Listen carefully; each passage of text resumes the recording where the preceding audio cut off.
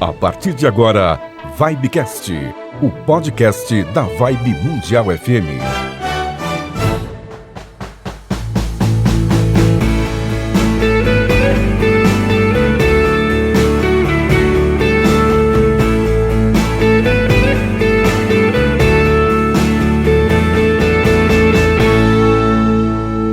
Muito bem, estamos de volta com o nosso Vibecast, o podcast da Vibe Mundial FM, não é isso, Samira Chaine? Isso mesmo, Toninho Nascimento, mais um programa. Exatamente isso, só lembrando que estamos em todas as plataformas digitais. E como sempre, a gente traz pessoas bacanas, maravilhosas, com temas fantásticos, não é isso, Samira? Sempre profissionais tarimbados, que podem dar bastante informação para o nosso ouvinte. Exatamente. Ouvinte de podcast é ouvinte também, Sim, né? claro, tá ouvindo. Ouvinte. Exatamente Exato. isso. Antigamente, quando se falava ouvinte, é só Era ouvinte só de rádio, né? Não. Hoje não. Você pode ouvir o podcast da rádio em plataformas digitais. Semana passada, eu anunciei, com muito prazer, o nosso entrevistado, mas hoje eu vou deixar para você fazer às vezes. Temos o prazer de receber aqui hoje, no Vibecast, Ricardo Ida, o nosso astrólogo. Aê! Oh, yes! Muito bem-vindo! Seja bem-vindo, seja o Lele. Obrigado, Toninho, obrigado, Samira. Que delícia estar aqui com vocês nesse podcast da Vibe Mundial. Muito bom, né? Uma Novidades. delícia, incrível. O Ricardo Ida, que é jornalista, astrólogo, babalorixá e autor do livro Guia para quem tem guias desmistificando a Umbanda. Nascido em família kardecista, iniciado na Umbanda e no Candomblé, foi aluno do Gaspareto, olha a bagagem, Rosane De Luca, Robson Papaléu e Nádia de Oliveira, diretor espiritual do Centro Espiritualista Luz e Vida e trabalha com astrologia natal, previsões e astrologia kármica. Fala de Umbanda e astrologia no portal UOL, Estadão e nas publicações de João Bidu. Mas o mais importante é que ele está aqui conosco. Tem 2 programas aqui na Vibe Mundial FM 95,7. Você faz na terça e na quinta. Quais os horários, por favor? Às terças-feiras, às 15 horas e às quintas-feiras, ao 12:30. Com o programa Encontro Astral. Encontro Astral. E fora isso, está diariamente de segunda a sábado. Nos horóscopos, especialmente para os ouvintes da Vibe Mundial. Muito bem. Você pode acompanhar o horóscopo na frequência 95.7, também no nosso aplicativo, nosso site, enfim. Começa às 7h55, 8h25, 8h55 e 9h25, é isso? Da manhã. Isso mesmo. E isso no sábado também. Então, de segunda a sábado. Né, e quem perdeu o áudio, né, com a voz bela do Ricardo Ida, pode ir lá no site que todas as previsões estão lá postadas. Exatamente isso. Muito Bacana. bem. Então, é isso aí. Que comecem as perguntas. Já Que entrevistei tirem as algumas dúvidas. vezes, Bora, né? bora! Já falamos do guia para quem tem guia, já falamos muito de astrologia. Vamos falar de astrologia? Só lembrando que É o tema de hoje, Só né? lembrando que na produção nós temos aqui JJ, a Jennifer e o João, e também na parte técnica o Mr. André DJ e o Mr. Gabriel Moraes também. É isso Super aí. queridas. Vamos lá. Para falar de astrologia, vamos começar do beabá mesmo. Qual que é o fundamento da astrologia, Ricardo? A astrologia é a observação do céu, né, que os homens e mulheres fizeram assim por milhares de anos. E eles começaram a identificar padrões, né? Fenômenos na Terra que se repetiam a partir de posições do Sol, da Lua, de Vênus, Marte e Júpiter. E aí eles identificavam que sempre havia uma coincidência, né, entre aspas, de certos acontecimentos na vida aqui na Terra e das posições das estrelas, dos planetas e do Sol no céu. E a partir daí, então, criou-se esse conhecimento, juntou-se tudo isso. Basicamente, a astrologia, até eu gosto muito de um astrólogo francês da Idade Média, ele dizia o seguinte, muito católico, ele dizia, olha, o céu é o recado de Deus. Então, o céu, quando a gente observa o céu, a gente começa a perceber, é como se fosse observar, por exemplo, na natureza, o movimento dos ventos, ou, né, quando vai haver uma enchente, por exemplo. A gente percebe quem acampa, né, o escoteiro, por exemplo, eu tive essa experiência, que quando você vê as formiguinhas saindo de um lugar, pode saber que vai chover ou vai inundar aquele espaço. Uhum. Então o céu não deixa de ser uma expressão, não é, de Deus, uma expressão do universo, trazendo alguns recados. Quando a gente olha a astrologia ela não é determinista. Ela não está falando, olha, vai acontecer isso na sua vida. Mas ela está indicando caminhos, oportunidades que se você for esperto, se você for esperta, você vai observar, vai aproveitar essas chances ou vai, diante de possíveis problemas, evitar tomar determinadas atitudes e decisões. É interessante, mas para isso, logicamente, tem que ter bastante conhecimento, né? Porque muita gente se pergunta assim, como é que o astrólogo ele faz as previsões, né? Olhar só para os astros, para os céus, como é que é feita a previsão astral que você, por exemplo, faz aqui para os nossos ouvintes, ou ou o mapa astral que você faz para os seus clientes, enfim. Como é feito isso, Ida? Hoje, graças a Deus, tem um computador, né? Então a tecnologia, a gente consegue observar e fazer os cálculos através de programas de computador. No passado, a gente tinha que fazer tudo a manual, né? A gente, astrólogos, inclusive, eu tive que aprender a fazer os cálculos manuais. Como é que a gente faz? A gente tem um papel lá com uma esfera, onde a gente coloca os signos, né? Importante dizer aqui no podcast que signo não é constelação. Então, se aparecer 13ª constelação, 14ª constelação, isso não influi em nada na astrologia. Os signos são posições aqui na Terra, né? Posições imaginárias, né? que a gente coloca aqui na Terra. E aí a gente vai pegando um caderninho, na verdade são livros, né, chamados de efemérides. O que é efemérides? É o movimento dos astros no decorrer dos céus. E a gente vai colocando isso em graus. Então era um trabalho, por exemplo, para você fazer um mapa astral, você levava pelo menos um dia.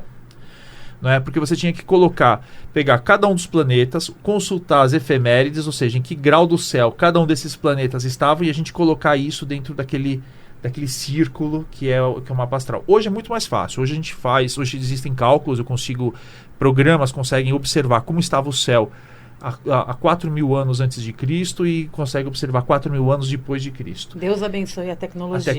Né? Facilitou a vida de completamente. vocês. Então aí, a partir daí, a gente trabalha com um aspecto interpretativo. Então a gente olha aquela fotografia, o pessoal olha e fala assim, que é um monte de bolinha, um monte de risquinho. Mas sou eu, né? Mas sou eu ali. Esse alguém sou eu.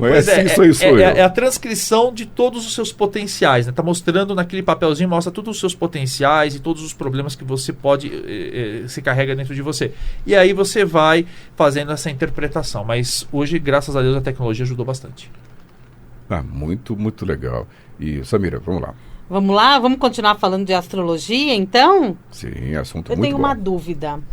O que significa o decanato? Decanato é o seguinte. Cada signo, né? Dentro desse círculo, né, que se colocou, a gente colocou 12 signos.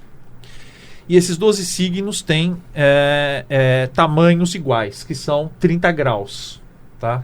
Então você divide um círculo, que é o mapa astral, em 12 pedaços de 30 graus. E o decanato são cada 10 graus, que significa cada 10 dias entre a entrada do Sol num signo e a saída do Sol num signo. Então vamos imaginar o seguinte: dia 22 de setembro, o Sol entrou no signo de Escorpião. E ele vai percorrer 30 graus. Cada 10 graus é chamado de um decanato, o que equivale a cada 10 dias de um mês. E tem muita diferença na determinação no mapa? Quem nasceu no primeiro decanato, no segundo decanato ou no terceiro? Tem. Há astrólogos que dizem que justamente quanto mais perto do início, você tem mais influência, por exemplo, do signo anterior ou do signo posterior. Então se diz, por exemplo, que quem nasceu no segundo decanato teria influência menor, por exemplo, do signo anterior ou do signo posterior. Mas o importante não é o decanato em si, é a posição em que o Sol está, se ele está no grau 1 de Escorpião, 2 de Escorpião, 3 de Escorpião, até o grau 30 de Escorpião, e se ele faz ângulos com outros planetas. Então vamos imaginar o seguinte, um cálculo rápido. O planeta oposto a Escorpião é Touro, né? O signo oposto a Escorpião é Touro. Se você tem um Sol em Escorpião, no grau 20, e você tem a Lua no grau 20 de Touro, os dois astros estão em oposição. E isso para o astrólogo significa conflitos entre emoção e identidade. Por exemplo, então a astrologia ela vai observar o decanato ele é importante na medida em que mostra em que grau que está um determinado planeta, um determinado astro, e se ele faz algum tipo de grau, seja 60, 90, 150 graus com outros planetas. Muito legal. Pura ciência, né? E muito cálculo. Muito cálculo. Mas a astrologia é uma coisa que é interessante, que todo mundo curte, né? Mesmo pode ser católico. Sabe o signo que é. Mas pelo assim, menos sabe o signo, mas né? é interessante. Sabe. E sabe, mas assim, e gosta, por mais que ache que não, mas gosta de ouvir sempre as previsões, ou de ler as previsões, né? Porque você pode ler isso num jornal, numa revista, enfim, ou até mesmo na internet, em algum portal, e ouvir, né? Aqui pelo rádio, a pessoa gosta de ouvir. Qual o índice de assertividade? Por exemplo, você falou que o signo de câncer, que é o meu caso, por exemplo, olha, câncer, a cor hoje é uma cor pastel, a cor preta, verde, azul, enfim. Eu vestindo aquela cor, isso vai trazer bons fluidos para mim? Olha, evite hoje brigar com o chefe, discutir com a esposa, Eu sigo tudo. Como é que isso influencia, de fato, na vida, no cotidiano da pessoa?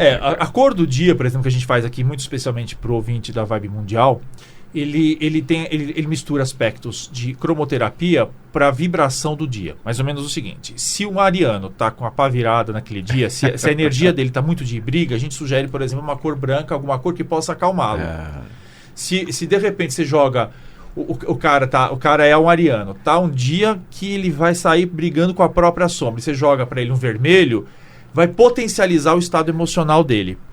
Eu gosto muito de você estava falando de que todo mundo gosta de astrologia. Eu tenho um amigo que é pastor e é engraçado porque às vezes as pessoas pensam, e ele estava perguntando, mas isso não é você querer adivinhar ou interferir na vontade de Deus? Eu falei, não. É o que muitos acham mesmo.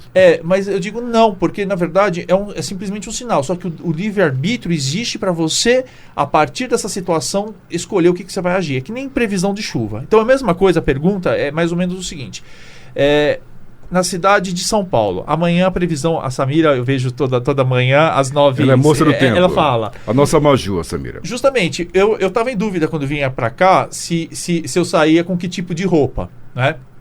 Então ele vai dizer o seguinte: olha, vai na cidade de São Paulo há possibilidades de chuva, na cidade de São Paulo, e uma possibilidade de 30 graus, um exemplo.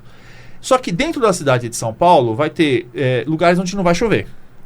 E vai ter lugares onde a temperatura vai variar entre 28 e 32 graus, né, dependendo.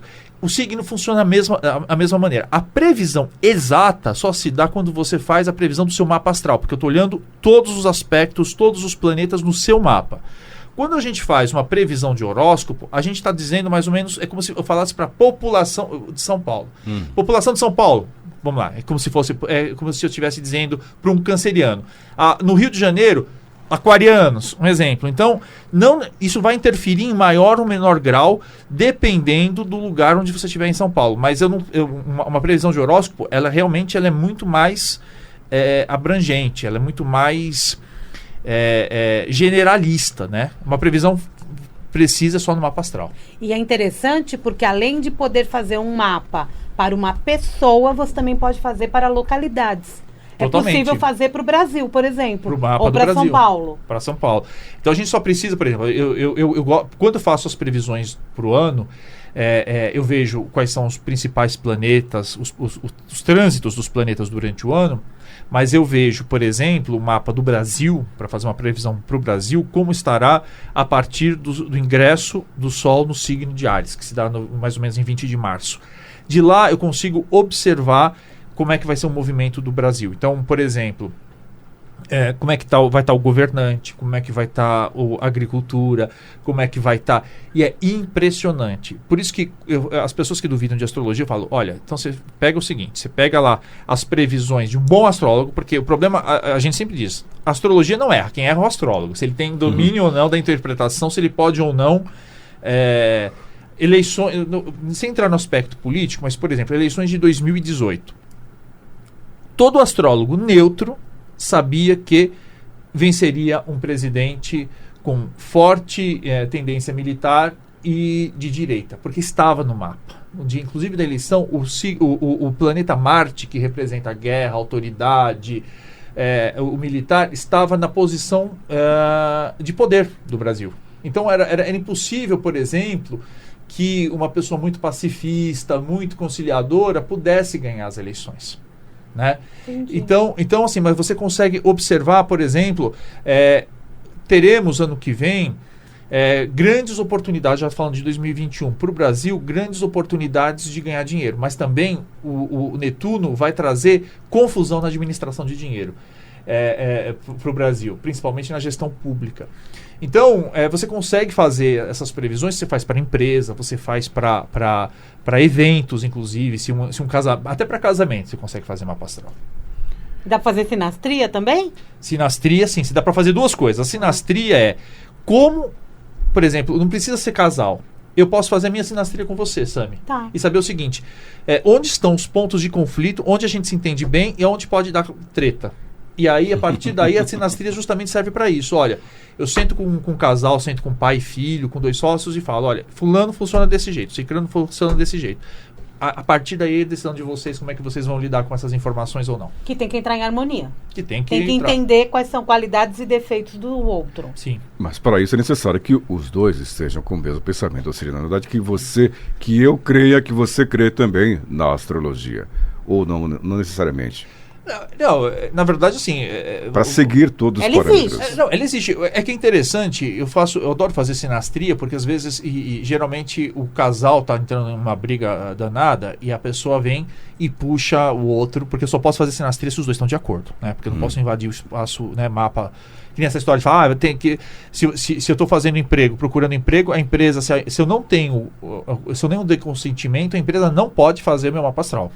Né? Astrólogos não podem fazer mapa astral de ninguém sem o consentimento deles. Por isso que astrólogo, e eu respeitando outros profissionais, mas astrólogo de verdade, por exemplo, não pode ir para um programa de TV e falar assim, analisa o mapa aí do presidente, porque ele não tem eu não tenho autorização dele. Lógico, eu não posso entrar, invadir, é por ética, você não pode invadir. Mas na sinastria, e aí o que acontece? Às vezes a mulher ou o marido traz e fala assim, vamos resolver isso aqui. E aí ela passa a acreditar a partir do momento em que eu começo a descrever com precisão a personalidade da pessoa. Ela fala assim, não, é possível, você contou alguma coisa e não contou. Porque eu digo, olha, astrologia eu consigo inclusive aí viver fatos passados na sua vida. Porque os trânsitos passaram. E aí tem coisas que a pessoa nunca contou para ninguém e tá no mapa. Por exemplo, nunca me esqueço de uma história de fórceps, de uma pessoa que tinha um Plutão na casa 1 lá, que indicava nascimento por fórceps. E aí a pessoa falou, mas nem ele sabia. Como é que você sabia? Tá no mapa. Você falou em Plutão. Plutão é ou não é um planeta? E para a astrologia ele está valendo. Para astrologia, essa é outra dúvida. Plutão pode ser planeta, estrela, um satélite, um asteroide, ou até como eu sempre brinco, um pênis orbitando no... O importante não é a natureza do planeta, é um problema que é a astronomia que tem que resolver. A astrologia só vai identificar que existe um corpo físico que passeia, né, que se movimenta e que a posição dele indica alguma coisa. E ele é determinante. Para o mapa. Ele é um planeta mais recente, mas ele é um planeta muito importante porque ele fala sobre regeneração e capacidade de superação de uma pessoa. Eu não sabia disso. Agora, você falou sobre empresas, mapas empresariais. Para se fazer um mapa empresarial, eu preciso, no caso eu, como astrólogo, você astrólogo, você precisa das informações do empresário, do dono da empresa, ou da empresa, ou dos dois? Então, da empresa eu preciso o dia que o contrato social foi assinado. Que é o nascimento. O nascimento. O local. É quando ela toma a vida. É que nem o nascimento de um indivíduo. É quando ele chega e passa a respirar. Né? Agora, é óbvio que o sucesso, para avaliar o sucesso de uma empresa, eu preciso do mapa dele, mas eu preciso do mapa dos gestores, inclusive dos sócios. Porque você pode ter um mapa maravilhoso de uma empresa, só que os sócios não conseguem lidar bem com isso. É como um mapa de uma criança. Você pode ter uma criança com uma série de possibilidades, de potencialidades naquele mapa, mas se o casal não tiver estruturado, aquelas potencialidades vão ter muita dificuldade de se manifestar numa criança. Então, mas o mapa de uma empresa é um mapa em que o contrato social foi assinado. Então ele é muito bom também, tem o caso da empresa, você falou da criança, é muito bom para poder fazer teste vocacional. Total. Mas tem idade para isso, que é outra ética também. Que legal. Então, por exemplo, eu não faço mapa astral de criança de 5 anos. Eu posso indicar para os pais, eu falo, olha, o seu filho pode ter maior facilidade em tais aspectos, artístico, esportivo, inteligência matemática, lógica, inteligência linguística. Isso eu posso dizer até para ajudar e não forçar a criança o pai a querer desenvolver uma habilidade que a criança não tenha. Mas é só no momento em que a pessoa está em dúvida, porque senão a gente queima a etapa e a gente acaba interferindo no livre-arbítrio da criança. E a criança precisa se desenvolver, ela precisa desenvolver as habilidades dela. Você falou da astrologia, mas como também você tem várias especialidades, especificações, vários estudos sobre diversas áreas, né? Tem também a questão de babalorixá, né? Babalorixá, que palavra bonita, né? Um termo até bonito, eu né? acho. Babalorixá, não é bonito? Mas babalorixá é de fato pai de santo? O que é? É uma tradução que eu acho muito equivocada, né? A gente tem que imaginar o seguinte, orixás, as pessoas têm uma noção muito equivocada, muito errada, né, do que são orixás. Orixás não são divindades, né? Os africanos acreditam, assim como os ocidentais, num Deus único. Mas os orixás são forças da natureza, né? São expressões de Deus, forças da natureza que também agem aqui no planeta Terra. Então ninguém pode ser pai de uma força da natureza, né? Os modernos pais de santos, os modernos babalorixás usam a expressão zeladores, né? São zeladores de energia, são cuidadores, são sacerdotes que fazem com que as pessoas possam se conectar com essas forças da natureza. Então, essa expressão pai de santo é muito antiga, né? Na medida em que você considerava os orixás até no sincretismo como se fossem santos, e o pai de santo é aquele que puxa, né? Que traz essa força para a terra, quando na verdade essa terra só existe. Um bom zelador, né? Dentro da Umbanda ou do Candomblé é aquele que ajuda a revelar essa força que existe dentro de você e fazer com que você lide bem com essa força. Então, quando você fala, por exemplo, que você é filho de Xangô, né, significa que você tem uma energia, né, de Xangô muito forte dentro de você. Uma energia que fala de justiça, uma energia que fala de lei, uma energia que fala da vontade de você dirigir e coordenar atividades. E essa zeladora ou esse zelador de santo, ele vai ajudar você a entender melhor essa energia que você carrega dentro de você e que você possa cultuar e utilizá-la na construção dos seus sonhos. Que legal, né? É interessante. Agora, o termo... Baba, né? Babalorixá. Baba é pai. Pai. Baba é pai em árabe. Você sabe melhor que a gente. A gente chama, né? Tem outros termos, mas baba é pai. É verdade. Agora, a questão é usado tanto para o candomblé, para a umbanda, o babalorixá, ou só para uma? É que assim, inicialmente era mais para o candomblé. Mas como não existe um único tipo de umbanda, eu até acompanho vários dos comunicadores da Mundial e cada um traz uma visão distinta, né? Uma interpretação distinta da umbanda. A umbanda, diferentemente de outras religiões, ela não tem um código, não é? Ela não tem uma bíblia, ela não tem um livro, né? Os umbandistas dizem que o livro sagrado é a própria natureza para eles. Então, muitos umbandistas assumiram essa denominação, usaram esse título e não existe nenhum tipo de limitação nesse sentido. Você pode usar tranquilamente. A gente diz que nas casas de umbanda, cada casa, cada fundamento é que nem panela, né? Cada casa tem a sua. E existem umbandas que são com uma vertente muito mais católicas, tem umbandas que têm um lado indígena, de pagelança muito mais forte, tem outros que têm um lado africano mais forte, tem outros que têm um lado kardecista mais forte.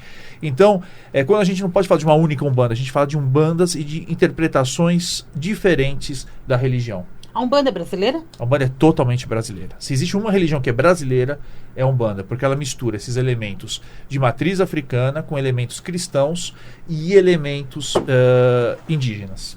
Você falou uma coisa interessante. Muita gente faz confusão, né? Apesar da Umbanda. A Umbanda é totalmente 100% tupiniquim, brasileira. Mas Qual a diferença entre Umbanda e Candomblé? Existe, de fato, diferença? E qual a diferença básica entre os orixás, enfim? Qual a diferença entre Umbanda e Candomblé, por favor? Basicamente, essa interferência de outras culturas dentro da Umbanda. O Candomblé busca, não é, cultuar os orixás e traz, essencialmente dentro do seu culto, elementos africanos, apenas africanos. Enquanto a Umbanda, ela traz essa mistura com valores cristãos e com valores indígenas, né? Então, essa basicamente é essencial. Há quem diga que também é a diferença de comunicação com os espíritos, não é? Ou seja, o Candomblé o processo de transe não é um processo de trazer ou incorporar espíritos, é simplesmente de vivenciar essa força que nós carregamos dentro de nós. Já a Umbanda não. A Umbanda trabalha com isso, mas também permite a comunicação entre dois planos da vida, entre os encarnados e os desencarnados. Então, essas são as duas diferenças básicas. E é interessante porque a gente está falando da espiritualidade, a gente está falando aí tanto no Candomblé como na Umbanda, e eu acredito que em outras religiões afros também, que a gente está também falando da relação com a natureza. Completamente. Completamente. Agora, você falou que a astrologia é o retrato do céu, né? Sim, sim. Existe astrologia na Umbanda e no Candomblé, na cultura afro? Não como a gente conhece a astrologia aqui no meio ocidental. O que eu quero dizer? Não existe possibilidade nenhuma de nenhum ritual dentro do Candomblé ou da Umbanda ser feito sem você observar, por exemplo, a lua. Saber que lua, se é uma lua minguante, se é uma lua cheia, se é uma lua crescente, né? Isso é super importante para qualquer ritual, seja um ritual de uma feitura de santo ou rituais para mexer com forças da natureza. Mas não necessariamente, por exemplo, essa questão de signos ou de aspectos planetários, a Umbanda e o Candomblé não necessariamente os pais de santos sacerdotes dominam isso, são coisas distintas. Até porque a astrologia, na verdade, ela não está vinculada a nenhuma religião. Sim. A gente tem uma série de astrólogos, inclusive, que são ateus e agnósticos. Uhum. Então, porque tem essa ideia, né? A astrologia é uma coisa muito mística. Não necessariamente. Existe astrólogos místicos, mas existem astrólogos que não acreditam em nada, a não ser na observação do movimento dos astros no céu. Mas a Umbanda usa, assim como o Candomblé, alguns conhecimentos do céu, mas a gente não pode chamar isso de astrologia. Mas aí não vai olhar o mapa, né? Vai olhar diretamente para o céu. Totalmente. Muito bem. Agora, bom, a gente falou sobre astrologia, bastante, que é uma dúvida que todo mundo gosta, mas todo mundo tem dúvida também sobre astrologia. E você... Cada entrevista é uma descoberta. Exatamente. Didaticamente falou muito bem, explicou bastante sobre isso e nós agradecemos. Agora, voltando um pouquinho sobre as religiões, Umbanda e Candomblé. Para quem... O pessoal fala assim, poxa, gira. O que é gira? Né? Aí tem gira da esquerda, gira da direita. Qual a diferença entre as duas e qual a importância da gira na Umbanda e no Candomblé, enfim? A gira é um fenômeno típico da Umbanda. O Candomblé fala toque, né? Gira é o culto. É um momento, é a reunião em que as entidades, os espíritos se manifestam. Na Umbanda se separou muito essa de esquerda e de direita. Esquerda é tudo que é relativo a Exus e Pombagiras. E a direita, as outras entidades, pretos velhos, caboclos, etc. Eu gosto muito da definição que o Gasparetto tinha, que ele falava o seguinte, universo da luz e da sombra. Mas sombra não é trevas, né? Sombra é o universo inconsciente, são as forças que a gente anímica, aquelas forças de libido, de kundalini que podem manifestar, é o fogo, não é? Então, para ser muito breve, seria mais ou menos o seguinte: Exus e Pombagiras, que não são demônios, não são absolutamente nada espíritos do mal, não tem absolutamente nisso. Eles são apenas espíritos que dominam o potencial, a libido e o fogo que a gente carrega para construir processos. E a direita traz essa consciência de que maneira que você pode usar de uma maneira saudável, de uma maneira coletiva, inclusive, essa força. Então, eles na verdade... um fala de potência e outro fala de consciência. Basicamente isso. Um fala do fogo e outro fala da luz. De que maneira que você pode usar do universo da energia e do fogo para construir algo bacana para você e para a sociedade.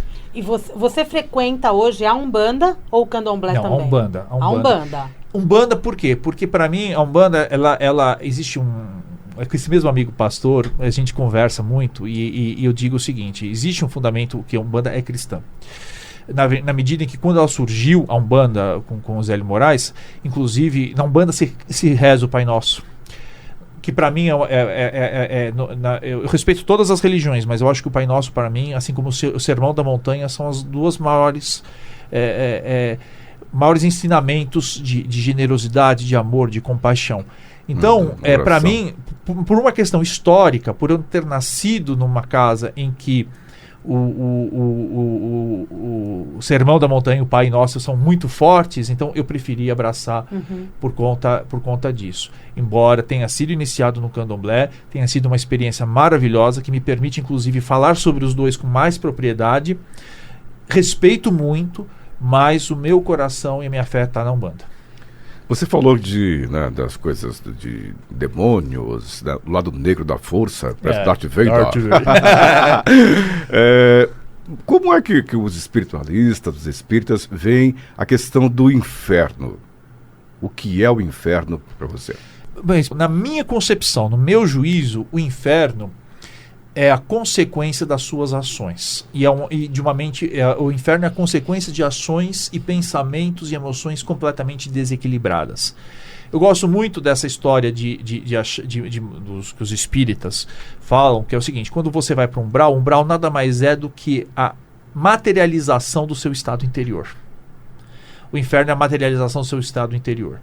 Então é óbvio que se você tem uma mente completamente bagunçada, desorganizada, se você não consegue ter domínio das suas emoções, se você não consegue ter paz interior, você não consegue viver num ambiente que retrate tudo isso. Mas isso se manifesta já na Terra, né? Se uma pessoa que está muito atormentada, uma pessoa que está muito infeliz, uma pessoa que está muito desorganizada emocionalmente e mentalmente, ela não consegue se sentir bem num lugar muito tranquilo, né? Ela vai buscar automaticamente a lugares que têm essa mesma frequência. Então, para mim, o inferno é isso. Se a gente pensar em termos de espaço físico, é a materialização, né?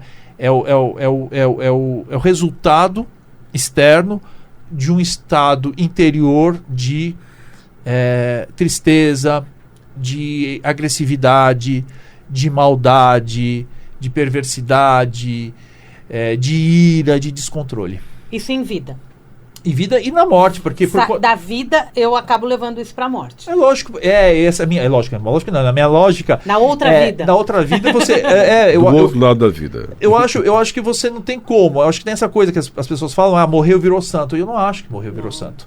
Você vai continuar num plano seguinte...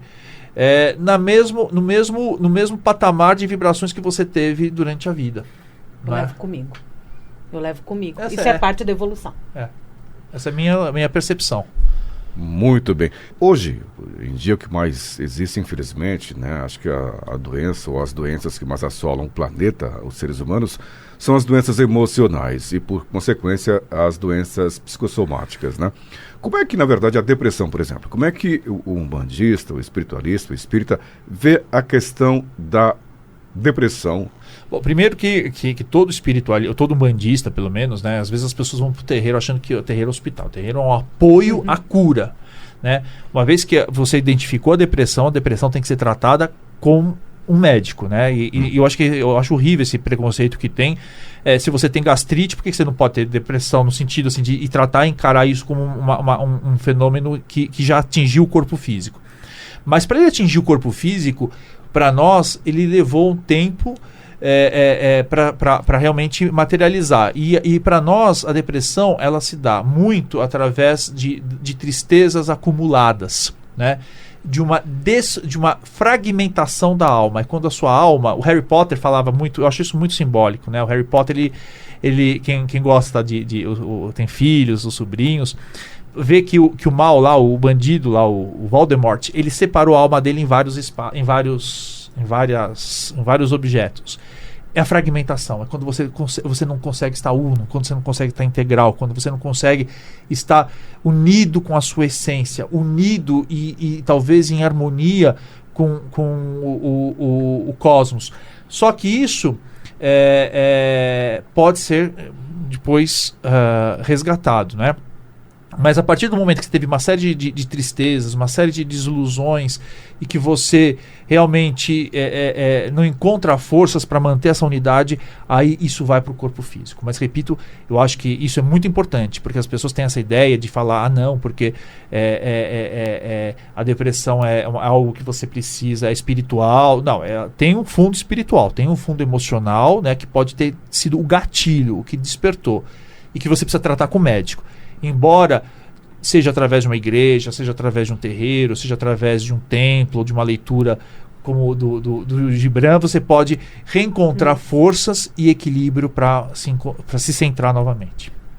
Muito bem. Então, só para finalizar aqui, gostaria que você falasse um pouco mais sobre o teu livro, né? Esse guia para quem tem guias, Desmistificando a Umbanda. Você escreveu esse livro tem quanto tempo já? Vai fazer 2 anos. 2 anos. Tá novinho ainda, né? Já falou muito aqui no programa essa Já falamos do livro, né? Um livro bom, viu? Mas para quem não acompanhou, fale um pouco mais para que as pessoas possam adquirir esse livro ainda, ter mais conhecimento. Esse livro ele é engraçado porque ele não foi nem feito inicialmente para os umbandistas. Né?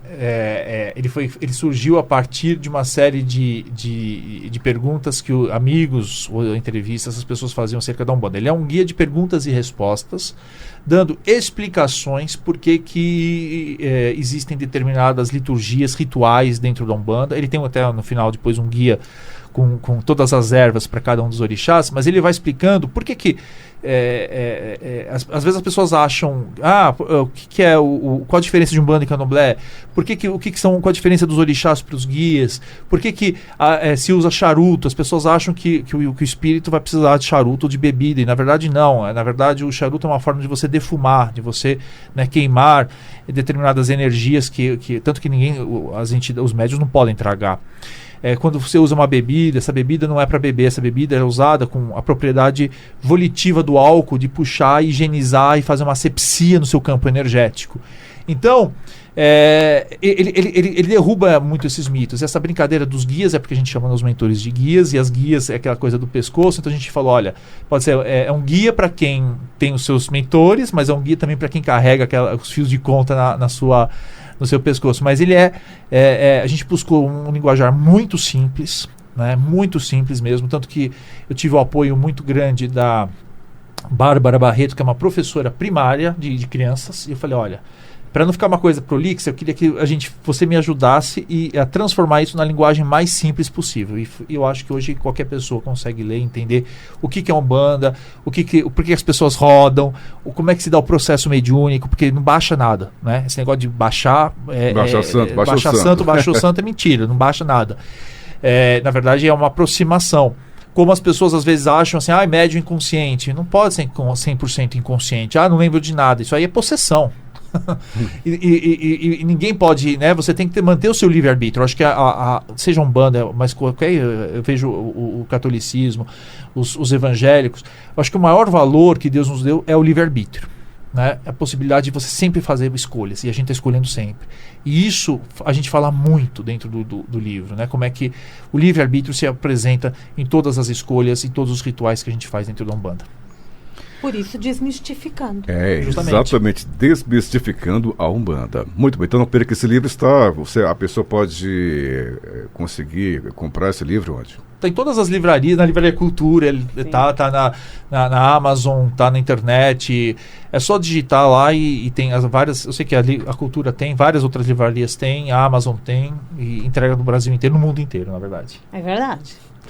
Muito bem, então falamos hoje com Ricardo Akindemi Ida. Akindemi é origem japonesa, Ida? Não, Akindemi foi quando eu fui feito no santo, foi o nome que eu recebi do santo para dizer que um grande orixá, Oxalá, me abençoou. É por isso, é algo muito bonito, mas que me lembra sempre que a gente precisa, no meu caso, em qualquer momento entre a escuridão e a luz, eu tenho que sempre manter a luz como escolha. Amém. Que continue sempre na luz, né? Sempre na luz. Muito bem. Ricardo Ida, jornalista, astrólogo, babalorixá, escritor e comunicador da Vibe Mundial FM 95,7. Com orgulho! Tarólogo também.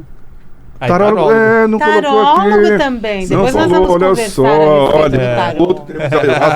para outro podcast, né? Exatamente. Então, fala sobre tarô com o também tarólogo Ricardo Ida. Então, muito obrigado pela sua participação aqui no nosso podcast. Eu que agradeço, é uma imensa honra, imenso prazer, 2 comunicadores que eu amo aí de paixão. Eu falo que com todo respeito, eu falo que é Hebe Camargo e Chacrinha do século XXI. Mas no sentido positivo, no sentido de dominar a arte da comunicação. Nossa, para nós, assim, é mais que uma honra. Não nos colocamos assim, mas nós aceitamos, agradecemos demais aí, né? Pela sua colocação, Ida né? Fica nervoso. Nossa, ele fica nervoso demais. quando a gente entrevista ele. Ele é maravilhoso. Lógico, 2 mestres, a gente fica, ai meu Deus. Um super profissional, uma excelente pessoa você. Parabéns, obrigado, viu?